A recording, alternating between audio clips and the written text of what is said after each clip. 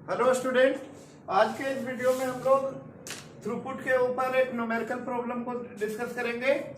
तो ये आपका क्वेश्चन में हमारा 6 प्रोसेस दिया हुआ है, P1, P2, P3, P4, P5, P6। P1 का अराइवल टाइम 3 है, मतलब 3 टाइम पे रेडी क्यू में कौन आया है? P1। P2 का अराइवल टाइम 9 है, यानी 9 टाइम पे आपका P2 आया है, 12 पे आपका P3 आया है एंड 2 पे आपका P4, 15 पे आपका P5, 3 पे आपका P6। ठीक है।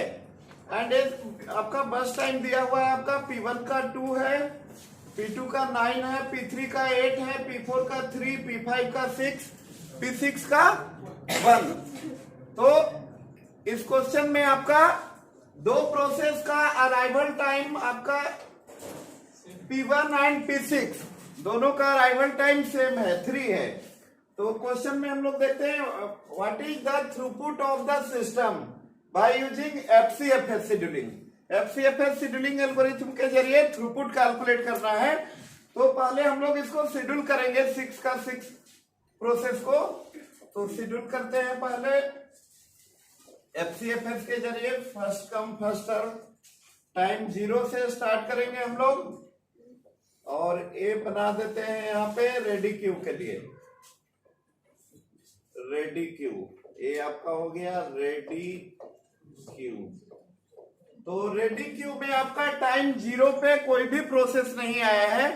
पहला प्रोसेस जो रेडी क्यू में आ रहा है वो टाइम 2 पे आ रहा है, वो प्रोसेस है P4। P4 आपका टाइम 2 पे आ रहा है, यानी 0 से 2 यूनिट टाइम तक आपका सीपीयू आइडल होगा। 0 से 2 यूनिट टाइम तक सीपीयू आइडल होगा। एंड एट टाइम 2 आपका पहला प्रोसेस आ रहा है रेडी क्यू में, वो है P4। तो यहाँ पे P4 पहले शेड्यूल होगा, क्योंकि हम लोग एफसीएफएस शेड्यूलिंग के जरिए आपका प्रोसेस को शेड्यूल कर रहे हैं और उसका शेड्यूलिंग क्राइटेरिया आपका अराइवल टाइम होता है और आपका मोड आपका नॉन प्रिमिटिव होता है। तो P4 आया हुआ है केवल, तो P4 का देखेंगे बस टाइम। P4 का बस टाइम आपका 3 है। तो नॉन प्रिमिटिव में जैसा कि बताए थे प्रीवियस वीडियो में, टोटल जितना बीटी होगा उतने बीटी के लिए हम लोग शेड्यूल करते हैं। यानी नॉन प्रिमिटिव में 1 से अधिक प्रोसेस कोई रेडी से रन में जाता है तो वापस रन से रेडी में नहीं आता है, यानी कोई कॉन्टेक्स्ट स्विच नहीं होता है नॉन प्रिमिटिव में। तो P4 को हम लोग शेड्यूल करेंगे कितने यूनिट? 3, 2 एंड 3 5 तक आपका P4 शेड्यूल होगा and P4 completed it's total execution, यानी P4 चला जाएगा टाइम 5 पे, किसमें? टर्मिनेट स्टेट में। अब देखिए एट टाइम 5 तक कौन कौन प्रोसेस आया? P1 एंड P6 दो ही प्रोसेस आया है, P1 एंड P6।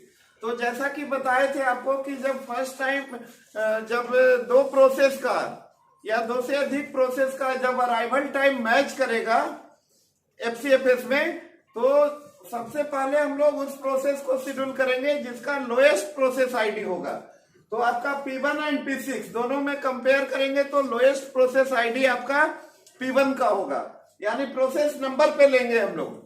तो P1 शेड्यूल होगा यहाँ पे, बट P6 भी आया हुआ है, लेकिन हम लोग P1 को कर रहे हैं क्योंकि P1 का लोएस्ट प्रोसेस आईडी है।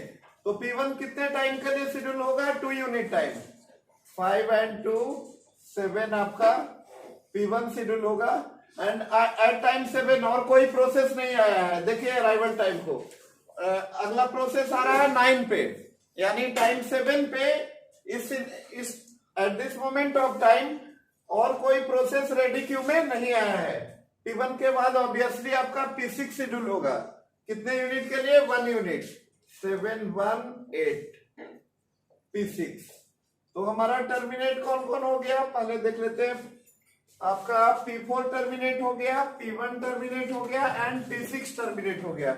अब देखेंगे हम लोग एट टाइम 8 पे कोई आया है प्रोसेस? क्या नहीं, कोई भी प्रोसेस नहीं आ रहा है। अगला प्रोसेस जो नेक्स्ट प्रोसेस का जो अराइवल हो रहा है रेडी क्यू में, वो टाइम 9 पे हो रहा है।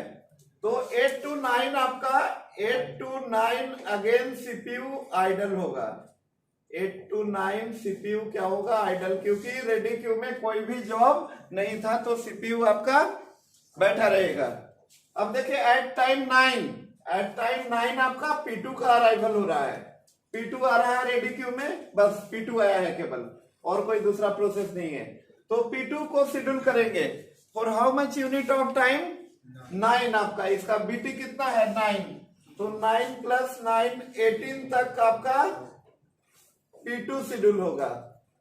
अब देखिए एट टाइम 18 सारा process, all the process are arrived in ready queue. सबसे डिले से जो प्रोसेस आ रहा है P5, उसका टाइम है 15, बट टाइम हमारा हो रहा है अभी यहाँ पे 18। तो अब देखेंगे किस सीक्वेंस में आया है। तो आपका 1 मिनट, P2 का भी एग्जीक्यूशन कंप्लीट हो गया है। 2 प्रोसेस बचा, P3 एंड P5। तो P3 12 पे आ रहा है एंड P5 15 पे आ रहा है। तो ऐसे लिख देंगे यहाँ पे P3 P5। तो P3 और P5 में सबसे पहले कौन शेड्यूल होगा? P3 होगा। P3 को कितने यूनिट के लिए शेड्यूल करेंगे हम लोग? 8 यूनिट टाइम के लिए शेड्यूल करेंगे। 18 एंड 8 26 तक आपका P3 शेड्यूल होगा। P3 आपका टर्मिनेट हो गया, P3 टर्मिनेट हो गया। अब बचा हमारा P5, लास्ट प्रोसेस जो है, जो सबसे डिले से आ रहा था रेडी क्यू में। P5 का आपका बस टाइम 6 है, तो 26 एंड 6 32 पे आपका 32 पे आपका कौन कंप्लीट होगा?